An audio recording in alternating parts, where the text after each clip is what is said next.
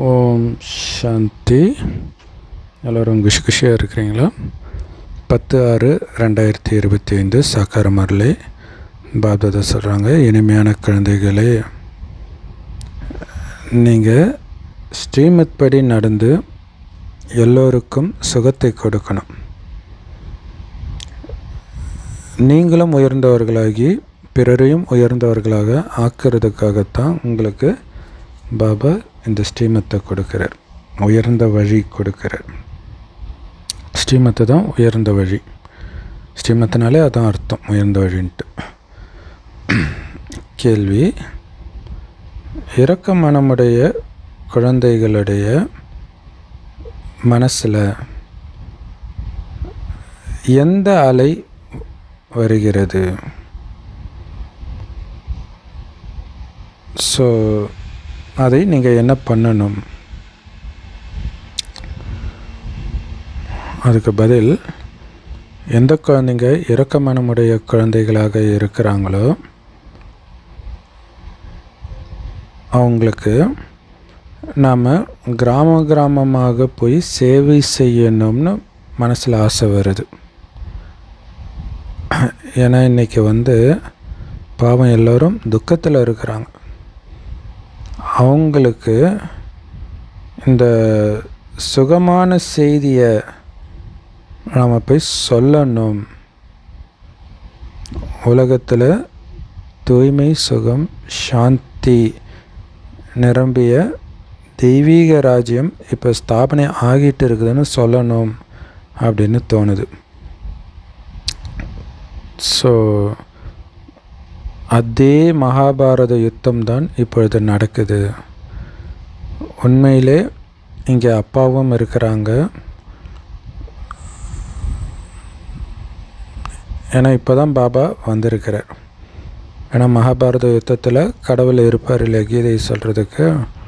So அவர் வந்துட்டார் அப்படின்னு துக்கத்தில் இருக்கிற கிராமத்து மக்களுக்கு வீடு வீடாக போய் இந்த ஞானத்தை சொல்லணும் அப்படின்ட்டு இரக்க மனமுடைய குழந்தைகளுக்கு தோணுது. ஓம் சாந்தி.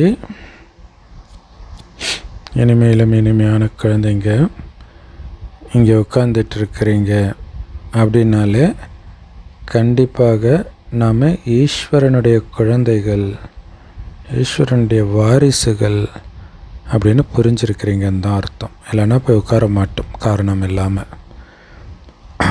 கண்டிப்பாக தங்களை ஆத்மானு தான் புரிஞ்சிருப்பீங்க. ஸோ ஆனால் சரீரத்தில் இருக்கிறீங்க.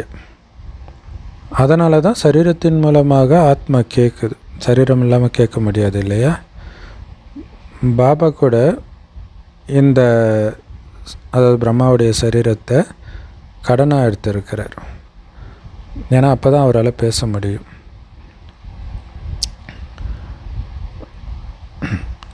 இப்போ நீங்கள் இதை புரிஞ்சிருக்கிறீங்க. நாம் ஈஸ்வரனுடைய குழந்தைகள், ஈஸ்வரிய சம்பிரதாயத்தினர். பிறகு நாம் தெய்வீக சம்பிரதாயத்தினராக மாறுவோம் அப்படின்னு நம்ம புரிஞ்சுக்கிறோம் இல்லை? இப்போ ஈஸ்வரிய சம்பிரதாயத்தை ஃபாலோ பண்ணுற குழந்தைங்க தான் சொர்க்கத்தில் தெய்வீக சம்பிரதாயத்தை சார்ந்தவர்களாக நாம் மாறுவோம். ஸ்வர்க்கத்தின் எஜமானர்கள் இந்த தேவதைகள். நாம் மீண்டும் 5000 வருடத்திற்கு முன்பு போலவே தெய்வீக ராஜ்யத்தை ஸ்தாபனை பண்ணிட்டு இருக்கிறோம். பிறகு தேவதைகளாகவும் ஆகிடுவோம். இந்த நேரம் முழு உலகமும், குறிப்பாக பாரதம், பொதுவாக முழு உலகம், இங்கே இருக்கக்கூடிய அனைத்து மனிதர்களும் ஒருவருக்கொருவர் துக்கத்தை தான் கொடுத்துட்டு இருக்கிறாங்க. அதுலேயும் குறிப்பாக பாரதத்தில்ன்றார். ஸோ அவங்களுக்கு சுகதாமமாக ஒரு காலத்தில் பாரதம் இருந்துச்சுன்னே தெரியாது. பரமபிதா பரமாத்மா தான் அனைவருக்கும் சுகம் சாந்தி கொடுக்கிறார். ஸோ எல்லோரையும் கடவுள் சுகம் சாந்தி உடையவராக மாற்றுறார். இங்கே ஒவ்வொரு வீட்டிலும் ஒருவருக்கு ஒருவர் துக்கத்தை தான் கொடுத்துட்டு இருக்கிறாங்க. முழு உலகத்திலும் துக்கமே துக்கம்தான் இருக்குது. இப்போ குழந்தைங்க தெரிஞ்சிருக்கிறீங்க, பாபா நமக்கு 21 ஜென்மத்திற்கு சதா சுகத்தை கொடுக்கிறார். சதா சுகமுடையவர்களாக நம்மை மாற்றுறார். ஸோ எப்போதிலிருந்து துக்கம் ஆரம்பமாச்சு, பிறகு எப்போ அது முடியும், இது யாருடைய புத்தியிலும் இதை பற்றி சிந்தனையே இல்லை. உங்களுக்கு மட்டும்தான் இந்த விஷயம் தெரியுது. உங்கள் புத்தியில் மட்டும்தான் நாம் உண்மையிலே ஈஸ்வர சம்பிரதாயத்தினராகத்தான் இருந்தோம். ஸோ உண்மையிலே முழு உலகத்தின் மனிதர்களும் கடவுளுடைய குழந்தைகள் தான், ஈஸ்வர சம்பிரதாயத்தினர் தான். ஒவ்வொருத்தரும், ஏன்னா உலகத்தில் உள்ள எல்லோருமே அவர் அப்பான்னு தான் கூப்பிட்றாங்க. சிவபாபா நமக்கு ஸ்ரீமத் கொடுத்துட்டு இருக்கிறாரு அப்படின்னு இப்போ நம்ம புரிஞ்சிருக்கிறோம். ஸ்ரீமத் ரொம்ப ஃபேமஸானது இல்லையா? உயர்ந்ததிலும் உயர்ந்தவரோ பகவானுடைய உயர்ந்ததிலும் உயர்ந்த மத், அதாவது வழி, அதான் ஸ்ரீமத். ஸ்ரீமத் பகவத்கீதைன்னு சொல்கிறோம் இல்லையா? ஸோ அவருடைய வழி தனிப்பட்டது அப்படின்னு சொல்கிறோம். சிவபாபாவுடைய ஸ்ரீமத்து நம்மளை எதிலிருந்து எதுவாக மாற்றி விட்டுருக்குது பாருங்கள். சொர்க்கத்தின் எஜமானராக ஆக்கியிருக்குது பிச்சைக்காரனாக இருந்த நம்மளை. ஸோ மற்ற எந்த மனிதனாக இருந்தாலும் அவங்க நம்மை நரகத்தின் எஜமானர்களாகத்தான் மாற்ற முடியும், சொர்க்கத்தின் எஜமானர்களாக மாற்ற முடியாது. அதாவது நரகத்தில் வாழ்வதற்கான வழியைத்தானே அவங்க சொல்ல முடியும். யாராக இருந்தாலும், தர்மஸ்தாபகராக இருக்கட்டும், யாராக வேணாலும் இருக்கட்டும். நீங்களோ இப்போ சங்கமயுகத்தில் இருக்கிறீங்க. ஸோ இதில் நிச்சய புத்தி இருக்குது தானே, நம்பிக்கை இருக்குது தானே சங்கமயுகத்தில் இருக்கிறோன்ட்டு. நிச்சய புத்தி தான். ஸோ நிச்சய புத்தி உள்ளவர்கள் தான் இங்கே வராங்க, புரிஞ்சிக்கிறாங்க. பாபா நம்மை மீண்டும் சுகதாமத்தின் எஜமானராக மாற்றிட்டு இருக்கிறாருன்னு புரிஞ்சிக்கிறாங்க. நாம் 100% தூய்மையான கிரகஸ்த மார்க்கத்தில் இருந்தோம். இல்லற மார்க்கத்தவராக 100% தூய்மையான இல்லற மார்க்கத்தவராக இருந்தோம் அப்படிங்கிற நிச்சய புத்தி இருக்குது. இந்த நினைவு இப்போ நமக்கு வந்திருக்குது. 84 ஜென்மங்களின் கணக்கு இருக்குது இல்லையா? யார் யார் எத்தனை ஜென்மங்கள் எடுக்கிறாங்க, எந்த தர்மங்கள் பிறகு வருது. ஸோ அந்த தர்மத்தை சார்ந்தவர்களுக்குடைய ஜென்மங்கள் பார்த்திங்கன்னா கம்மியாக தான் இருக்கும். நாம் ஈஸ்வரனுடைய குழந்தைகள் அப்படிங்கிற நிச்சயத்தை இப்போ வைக்கணும், நம்பிக்கை வைக்கணும். குழந்தைங்க நமக்கு உயர்ந்த வழி கிடைச்சிருக்குது. எல்லோரும் உயர்ந்தவர்களாக ஆக்கிறதுக்காக, எல்லோரும் உயர்ந்தவர்களாக ஆக்கிறதுக்காக வழி கிடச்சிருக்குது. அந்த வழியை நம்ம மற்றவர்களுக்கு கொடுக்கணும். ஸோ நம்முடைய அதே தந்தை, முந்தைய கல்பத்தில் ஞானத்தை கொடுத்த அதே தந்தை தான் இப்போ நமக்கு ராஜயோகத்தை கற்றுக் கொடுத்துட்டு இருக்கிறார்.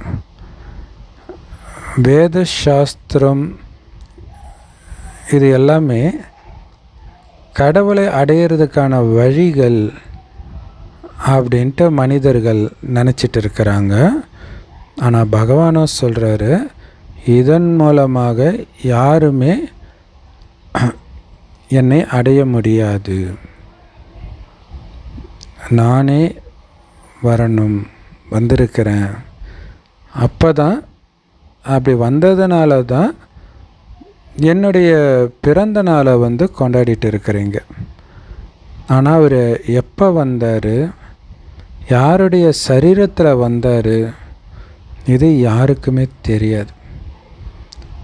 ஸோ பிராமணர்களாகிய உங்களை தவிர யாருக்கும் இது தெரியாது. இப்போ குழந்தைகளுக்கு எல்லோருக்கும் சுகத்தை கொடுக்கணும். இது குழந்தைங்களுடைய காரியமைப்பு. உலகத்தில் எல்லோரும் ஒருவருக்கு ஒருவர் துக்கத்தை தான் கொடுத்துட்டு இருக்கிறாங்க. விகாரத்தில் செல்வதே துக்கத்தை கொடுப்பது தான் அப்படின்னு பாவம் அந்த மனிதர்களுக்கு தெரியலை. ஆனால் இப்போ உங்களுக்கு தெரியும், காமம்தான் மிகப்பெரிய துக்கம், காமத்தில் செல்வது அப்படின்ட்டு. ஸோ குமாரிகள் தூய்மையாக இருந்தவர்கள், யாரெல்லாம் தூய்மையாக இருந்தாங்களோ அவங்களையும் தூய்மையற்றவர்களாக மாற்றிடுறாங்க. நரகவாசி ஆகிறதுல எவ்வளோ பகட்டாக அந்த விழா, திருமண விழா கொண்டாடுறாங்க இல்லையா, அதை விகாரியாக மாற்றுறதுக்கு. ஸோ காமத்தில் விழும்போது தான் பூரண நரகவாசியாக மாறுறாங்க. ஸோ அதான் சில நரகவாசி ஆகிறதுக்கு எவ்வளோ படமாக அவங்க திருவிழா கொண்டாடுறாங்க, கல்யாண திருவிழா. இங்கே அந்த மாதிரி எந்த குழப்பத்திற்கான விஷயமும் கிடையாது. ஸோ ஆணும் பெண்ணும் விகாரத்தில் விழும்பொழுது தான் முழுமையான அரக்கன் அரக்கியாகவே ஆகிறாங்க. ஸோ அப்படி அவங்கள ஆக்கிறதுக்கு தான் இவ்வளவு பகட்டாக நிறைய செலவு பண்ணி திருமணம்லாம் பண்ணுறாங்க. நாம் அந்த மாதிரி எதுவுமே பண்ணுறது கிடையாது. மிகுந்த அமைதியாக உட்கார்ந்துட்டு இருக்கிறோம். எல்லோரும் சந்தோஷமாகவும் இருக்கிறோம். முழு உலகத்தையும் சதா சுகம் வாய்ந்ததாக மாற்றிக்கிட்டும் இருக்கிறோம். ஸோ உங்களுடைய மரியாதை, மதிப்பு எல்லாமே சிவசக்தி இணைந்த ரூபத்தில் தான் இருக்குது. உங்களுக்கு முன்னாடி லக்ஷ்மி நாராயணனுடைய மரியாதையெல்லாம் ஒன்றுமே கிடையாதுன்று யோசிச்சு பாருங்களேன். பார்வதிக்கு தான் அவ்வளோ மரியாதை, சிவனோடு இணைஞ்சு இருக்கிறதுனால. ஸோ சிவசக்தியுடைய பேர் சிவசக்தியுடைய பேர் தான் அவ்வளவு ஃபேமஸாக இருக்குது. ஏன்னா எப்படி பாபா சேவை செய்கிறாரோ, எல்லோரையும் தூய்மையாக்கி சதா ஆனந்தமுடையவர்களாக மாற்றி இருக்கிறார். அதே மாதிரி நீங்கள் கூட பாபாவோடு இணைந்து சேவாதாரியாக ஹெல்ப் பண்ணுறீங்க, உதவியாளராக ஆகியிருக்கிறீங்க. அதனால் சக்திகளாகிய உங்களுக்கு, பாரதத்தின் தாய்மார்களுக்குத்தான் இந்த மகிமை இல்லை, பாரதத்தை உருவாக்கக்கூடிய தாய்மார்களாகிய உங்களுக்கு தான் அவ்வளோ மகிமை. இந்த லக்ஷ்மி நாராயணனும் ராஜா ராணி. ஸோ அவங்களும் சரி, பிரஜைகளும் சரி, எல்லாமே சொர்க்கவாசி. அது ஒரு பெரிய விஷயமா என்ன? எப்படி அவர்கள் சொர்க்கவாசியாக இருக்கிறாங்களோ அதே மாதிரி இங்கே இருக்கக்கூடிய ராஜா ராணி, பிரஜைகள் எல்லோரும் நரகவாசியாக இருக்கிறாங்க. இதில் என்ன பெரிய விஷயம்?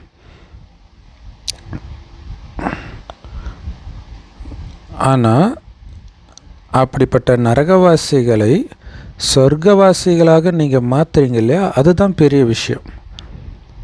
மனிதர்களுக்கு பாவம் எதுவுமே தெரியாது.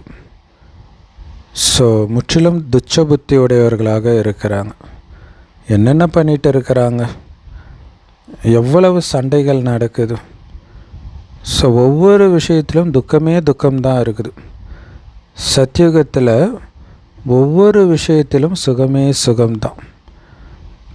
இப்போ எல்லோருக்கும் சுகத்தை கொடுப்பதற்காகத்தான் பாபா உயர்ந்த வழியை உங்களுக்கு கொடுக்கிறார்.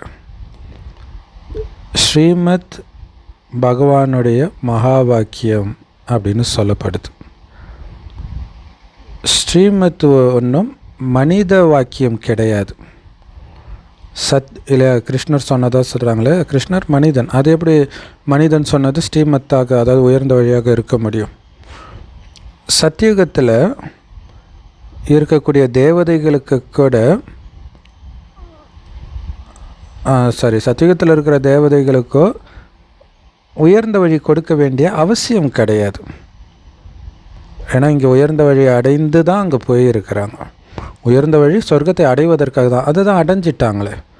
இயல்பாகவே அது அவங்களுடைய குணமாகவே இருக்கும். இப்போத்தைய இந்த ஸ்ரீமத்து இங்கே தான் உங்களுக்கு ஸ்ரீமத் கிடைக்கிது.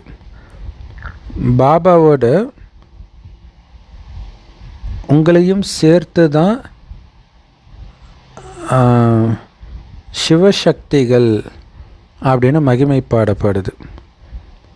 இப்போ மீண்டும் அந்த பார்ட்டு நடைமுறையில் நடந்துட்டு இருக்குது. இப்போ பாபா சொல்கிறாங்க, குழந்தைகளாகிய நீங்கள்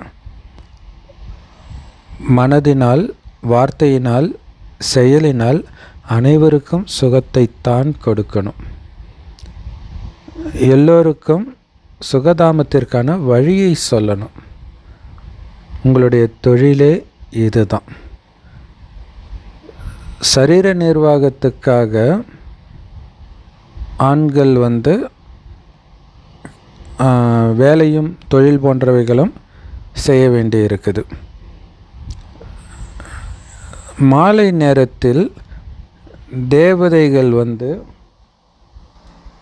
ஊர்வலமாக வெளியில் வருவாங்க. அதனால் வாசலெல்லாம் திறந்து வைக்கணும்னு கூட சொல்லுவாங்க. பாபா கேட்குறாரு, இப்போ தேவதைகள் எங்கேருந்து வருவாங்க இந்த கலியுகத்தில்? ஆனால் இந்த நேரத்தைத்தான் சுத்தமான நேரம் அப்படின்னு சொல்கிறாங்க. இந்த நேரத்தில் எல்லோருக்கும் ஓய்வு நேரம் கூட கிடைக்கிது மாலை நேரத்தில். ஸோ மாலை நேரத்தில் குழந்தைங்க நடந்து சுற்றி எழுந்து அமர்ந்து நினைவு செஞ்சுக்கிட்டே இருக்கணும், சக்தி கொடுத்துக்கிட்டே இருக்கணும். ஸோ அந்த நேரத்தில் நம்ம நாலாபுரமும் சக்திகளை பரவ செய்கிறது தான் அவங்க தேவதைகள் வீதி உலா வருவாங்க. அதனால் நம்ம கதவை திறந்து வச்சுருக்கணும் அப்படின்னு சொல்கிறாங்க. ஸோ மற்றபடி நீங்கள் ஸ்தூலமாக எந்த உதவியும் தேகதாரிகளுக்கு பண்ணுறது கிடையாது. பாபா நினைவிலிருந்து சக்தியை கொடுத்துட்டு இருக்க போகிறீங்க. ஸோ பாபாவுடைய மகிமையாக திரௌபதியுடைய கால் அமுக்கி விட்டார் அப்படின்னு சொல்கிறாங்க. ஆனால் இதோடைய அர்த்தம் அவங்களுக்கு புரிய மாட்டேங்குது. ஸ்தூலத்தில் காலை அமுக்கிற விஷயம் கிடையாது. பாபா கிட்ட நிறைய வயதான தாய்மார்கள் வராங்க. பக்தி செய்து செய்து ரொம்ப களைச்சி போயிட்டாங்க அப்படின்னு பாபாவுக்கு தெரியும். அரைக்கல்பம் ரொம்ப அலைஞ்சு திரிஞ்சு சோர்ந்து போயிருக்கீங்க இல்லையா? ஸோ பக்தி மார்க்கத்தில் அரைக்கல்பமாக ரொம்ப அடி வாங்கி வந்திருக்கிறாங்க. ஸோ அந்த களைப்பை நீக்கிறதுனால அவங்க என்ன பண்ணிட்டாங்க, கால் அமுக்கி விட்டார் அவங்க களைப்பை நீக்கிறதுக்கு அப்படின்னு சொல்லிட்டாங்க. வருத்தப்பட்டு பாரம் சுமக்கிறவர்களே என்னோடு வாருங்கள், நான் இளைப்பாறுதல் தருவேன்ட்டு இதே விஷயம் பைபிள்லையும் வெளிப்பட்டு இருக்கும். இப்போ ஸ்ரீகிருஷ்ணர் எப்படி கால் அமுக்குவார்? அது நல்லா இருக்குமா? ஸோ கிருஷ்ணரை பார்த்த உடனே அப்படியே பிரமிச்சு போயிடுவாங்க. ஸோ கிருஷ்ணரை பார்த்தால் நீங்கள் காலமுக்க விடுவீங்களா என்ன? ஸ்ரீகிருஷ்ணரை பார்த்த உடனே பார்க்குறவங்க பிரமிச்சு போய் ஆனந்த நடனம் ஆட ஆரம்பிச்சிடுவாங்க.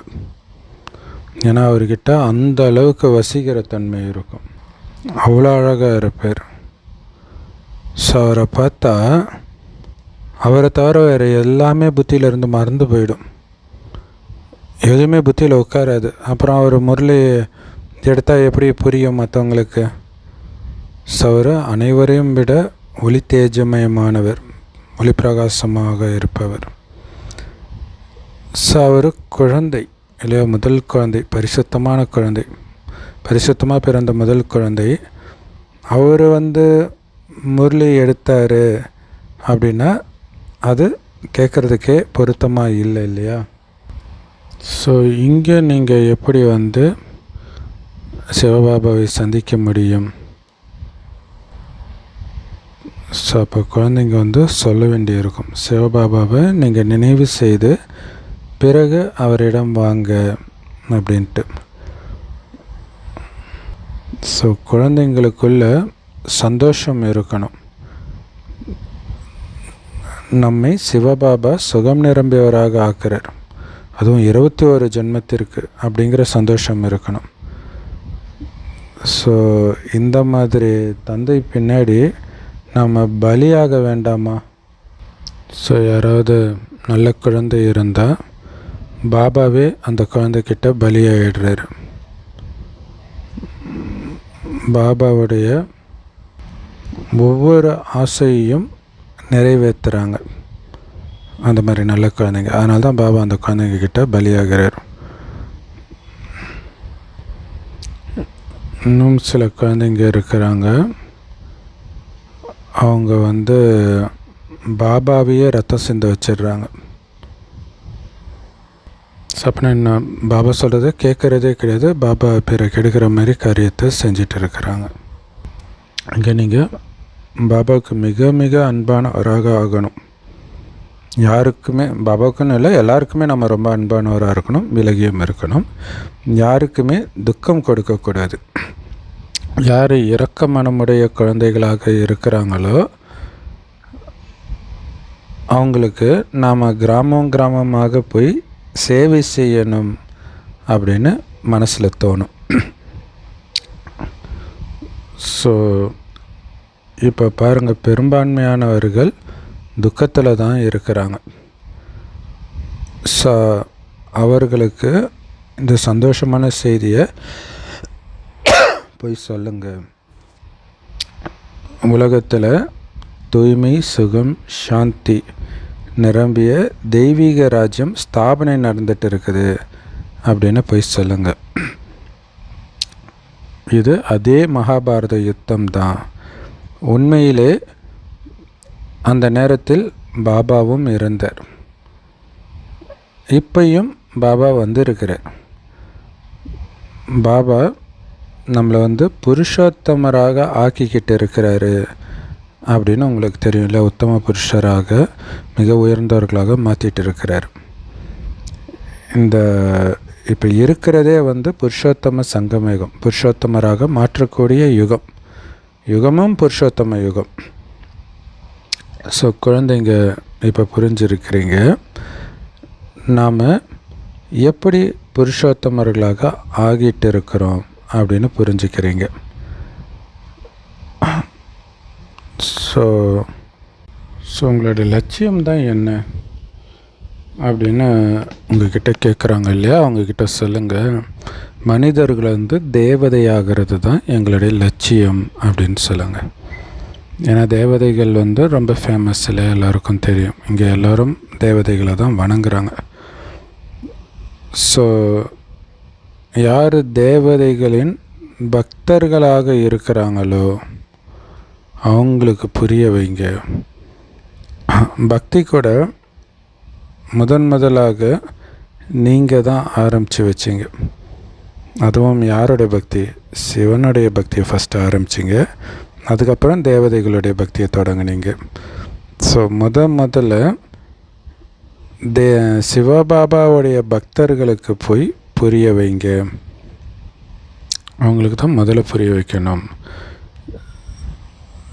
என்னை நினைவு செய் அப்படின்ட்டு சிவபாபா சொல்கிறாருன்னு சொல்லுங்கள். சிவனுடைய பூஜை செய்கிறாங்க, ஆனால் அந்த சிவத்தந்தை பதித்த பாவனர்னு அவங்களுடைய புத்தியில் கொஞ்சம் கூட வர்றதே கிடையாது. பக்தி மார்க்கத்தில் பாருங்கள் எவ்வளவு அடி வாங்கிக்கிட்டே இருக்கிறாங்க. சிவலிங்கத்தை நீங்கள் வீட்டில் கூட வச்சு பூஜை பண்ணலாமே. பிறகு எதுக்கு அமர்நாத், பத்ரிநாத் இங்கெல்லாம் போகிறதுக்கு என்ன அவசியம் இருக்குது?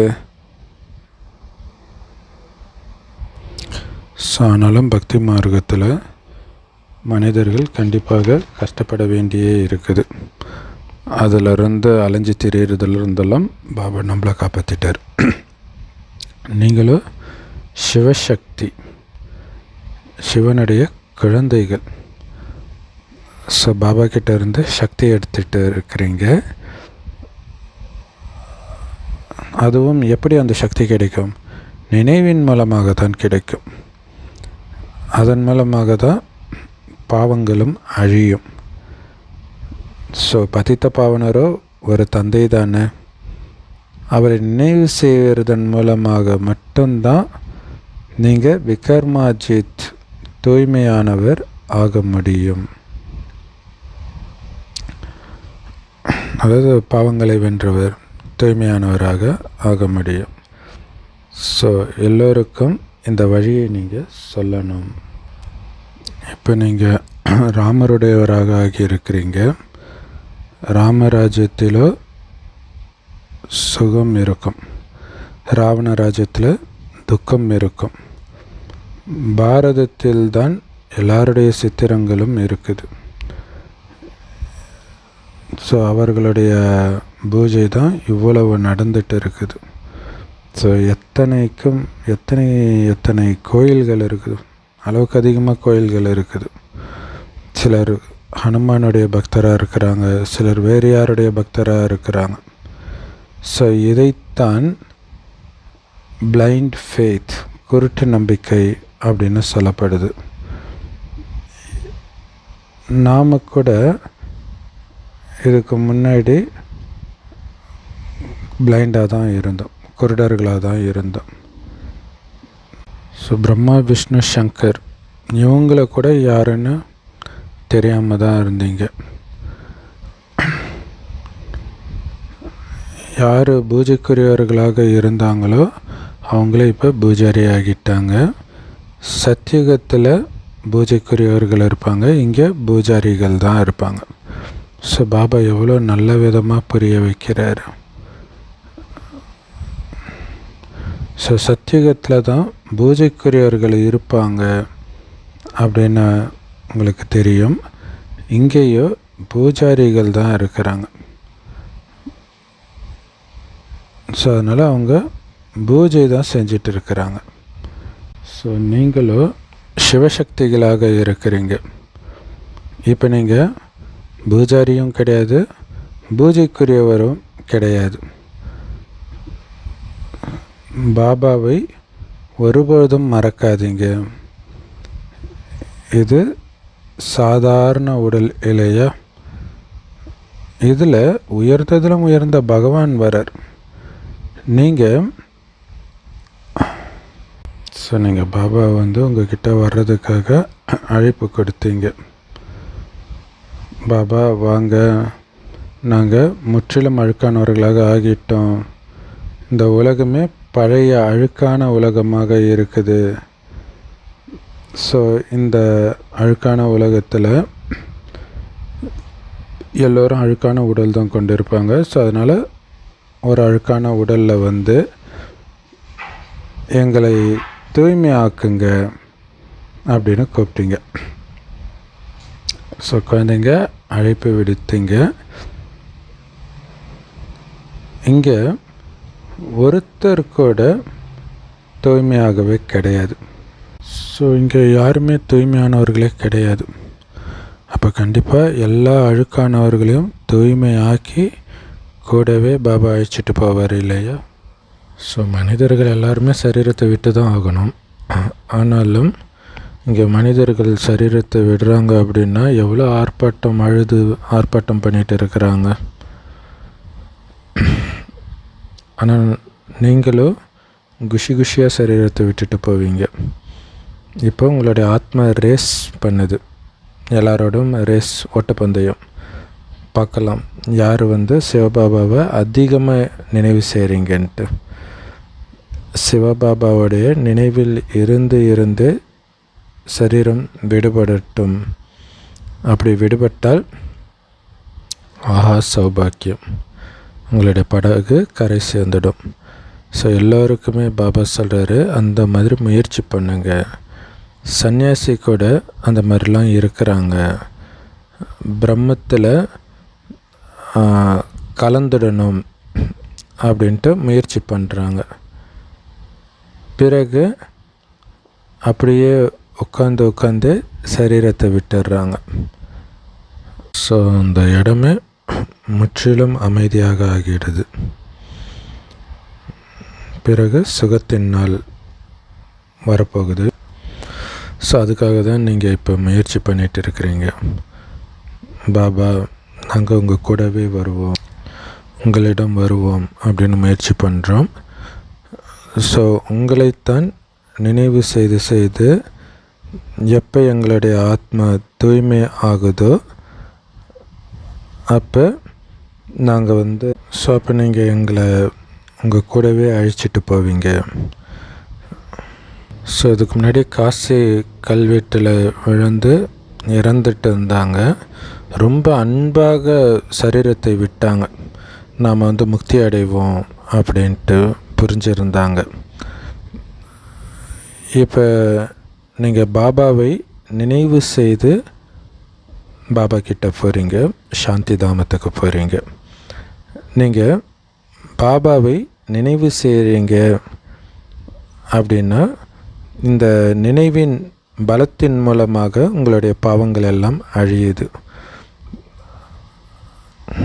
ஆனால் மனிதர்கள் எப்படி புரிஞ்சுக்கிறாங்கன்னா, நம்முடைய பாவம் கங்கை நீரில் குளிக்கிறதன் மூலமாக அழிஞ்சிடும் அப்படி புரிஞ்சுக்க, முக்தியும் கிடைச்சிடும் அப்படின்னு புரிஞ்சுக்கிறாங்க. இப்போ பாபா புரிய வைக்கிறாரு, அது ஒன்றும் யோக பலம் கிடையாது. ஸோ அதே மாதிரி காசி கல்வெட்டில் போய் குளிக்கிறது, காசி கல்வெட்டில் குதித்து இறக்கிறது ஒன்றும் யோக பலம் கிடையாது. ஸோ அதனால் அவங்க தண்டனை அனுபவித்து பாவத்திற்கான தண்டனை அடைந்து பிறகு போய் ஜென்மம் எடுக்கிறாங்க. புது உடல் கிடைக்கிது. பிறகு புதுசாக பாவங்களின் கணக்கு தொடங்கவும் செஞ்சிடுது. கர்மம், அகர்மம், விகர்மம், இதன் விளைவுகளை பாபா உட்காந்து நமக்கு புரிய வைக்கிறாரு. ராமராஜ்யத்தில் நாம் செய்கிற கர்மம் எல்லாம் அகர்மமாக இருக்கும். ராவண ராஜ்யத்தில் எல்லா கர்மமும் விகர்மம், அதாவது பாவகர்மமாக ஆயிடுது. ஸோ சொர்க்கத்திலேயோ எந்த விகாரங்களும் இருக்கவே இருக்காது. ஸோ பாபா நமக்கு அனைத்து யுக்திகளையும் அனைத்து ரகசியங்களையும் புரிய வைக்கிறாரு அப்படின்னு இனிமேலும் இனிமையான மலர் போன்ற குழந்தைங்க புரிஞ்சிருக்கிறீங்க. ஸோ முக்கியமான விஷயமே பாபாவை நினைவு செய்யணும் அப்படிங்கிறது தான். பதித்த பாவனன் தந்தை உங்கள் முன்னாடி உட்கார்ந்துட்டுருக்கிறார். எவ்வளோ பணிவாக இருக்கிறாரு, கொஞ்சம் கூட அகங்காரம் கிடையாது, முற்றிலும் சாதாரணமாக நடந்துக்கிறார். பாப்தாதா இருவரும் குழந்தைகளுக்கு வேலைக்காரர்களாக இருக்கிறாங்க. உங்களுடைய 2 வேலைக்காரர்களும் யார்? உயர்ந்ததிலும் உயர்ந்த சிவபாபா, அடுத்தது பிரஜாபிதா பிரம்மா. மனிதர்கள் திருமூர்த்தி பிரம்மா அப்படின்னு சொல்லிடுறாங்க. கொஞ்சம் கூட அர்த்தத்தை புரிஞ்சுக்கிறது கிடையாது. திருமூர்த்தி பிரம்மா என்ன செய்தார்? கொஞ்சம் கூட உங்களுக்கு தெரியாது. நல்லது. அற்புதமான முரளி கொடுத்த அன்பான பாப்தாதாவுக்கு அன்பு நினைவுகள் மற்றும் காலை வணக்கம். பாபா சொல்கிறாங்க, நாம் ஈஸ்வரனுடைய குழந்தைகள். நமக்கு உயர்ந்த வழிப்படி தான் நடக்கணும் அப்படிங்கிறதுல அசைக்க முடியாத நிச்சய புத்தி இருக்கணும். குறிப்பாக கடவுளுடைய குழந்தை நானுன்றதில் நிச்சய புத்தி இருக்கணும். யாருக்குமே நாம் துக்கம் கொடுக்கக்கூடாது. எல்லோருக்கும் சுகத்திற்கான வழியைத்தான் நாம் சொல்லணும்.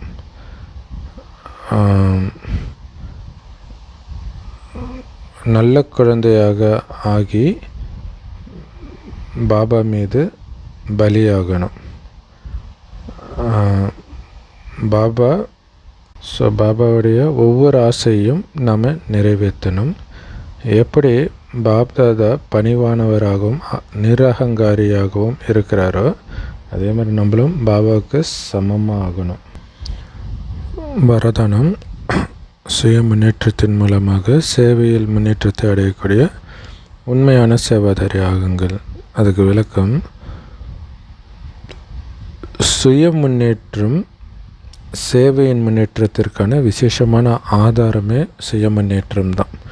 இல்லை, நமக்குள்ள முன்னேற்றம் இல்லைன்னா நீங்கள் விழுந்து சேவை செய்தாலும் அதிலும் முன்னேற்றம் இருக்காது.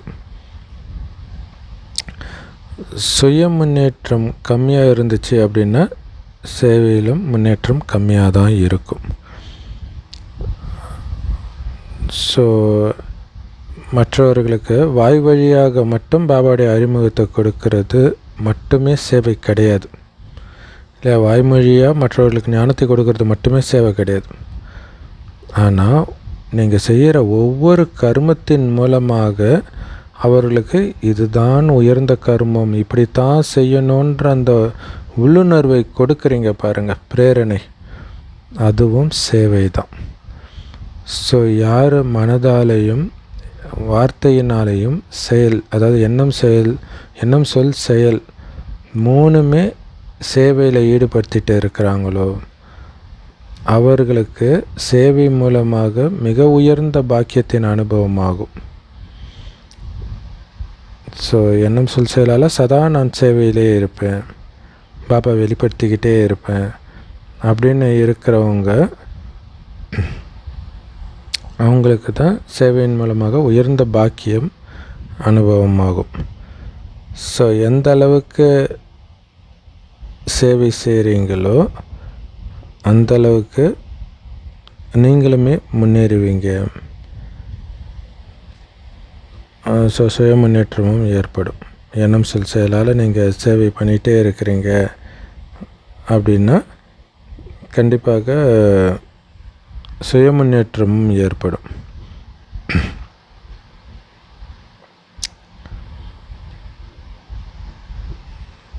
தங்களுடைய உயர்ந்த கர்மத்தின் மூலமாக சேவை செய்யக்கூடியவர்கள் சதா உடனடி பலனை பிராப்தியாக அடைவாங்க.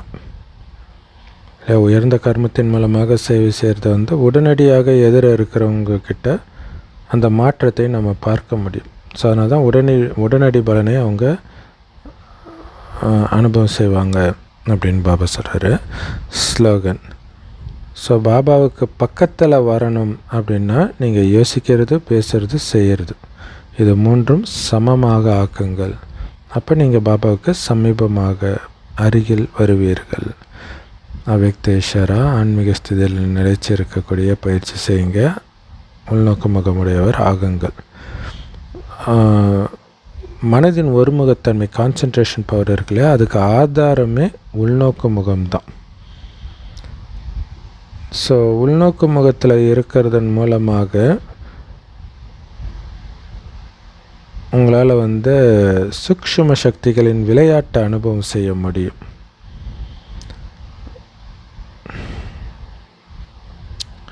என்னென்ன இந்த சூக்ஷ்ம சக்திகளின் விளையாட்டு அப்படின்னா, ஆன்மீக ஸ்திதியில் நிலைத்திருந்து ஆத்மாக்களை உங்களால் வர வைக்க முடியும். ஆத்மாக்கள் மூலமாக அதாவது ஆத்மாக்களிடம் நீங்கள் உள்ளபூர்வமான உரையாடல், ஆன்மீக உரையாடல் நிகழ்த்த முடியும். ஆத்மாவுடைய சமஸ்காரம் ஸ்வபாவத்தையே உங்களால் மாற்றவும் முடியும். ஸோ ஆத்மாக்களை பாபாவுடன் இணைக்கவும் முடியும். ஸோ இந்த மாதிரி ஆன்மீக விளையாட்டுகள் உங்களுக்கு அனுபவமாகும். எப்போ அனுபவமாகும்? உள்நோக்கு முகத்திலேயே நீங்கள் நிலைத்திருந்தால் அனுபவமாகும். உள்நோக்கு முகத்திலே நிலைத்திருந்தால் ஒருமுகத்தன்மை இருக்கும். ஒருமுகத்தன்மை கான்சன்ட்ரேஷன் பவர் இருக்கும்போது தான் உங்களால் ஆத்மாக்களை வர வைக்கிறது, அவங்க ஆத்மாக்கள் கூட பேசுகிறது, ஆத்மாவுடைய சமஸ்காரம் ஸ்வபாவத்தை மாற்றுறது, இது எல்லாமே நடக்கும். பாபாவோட பிற ஆத்மாக்களை கனெக்ட் பண்ணி விடுறது, இது எல்லாமே அந்த சூக்ஷ்ம சக்திகளின் விளையாட்டு. இது அனுபவமாகும். ஸோ அதுக்கு என்ன பண்ணோம்? எப்போவுமே உள்நோக்கு முகமுடையவராக இருக்கணும். வெளியில் இருக்கிற விஷயத்தில் புத்தி அலப்பாய விடக்கூடாது. செம பவர்ஃபுல் மடலே. Love you Bap Dada. Thank you Bap Dada. குஷியாக இருங்க, குளிர்ச்சியாக இருங்க.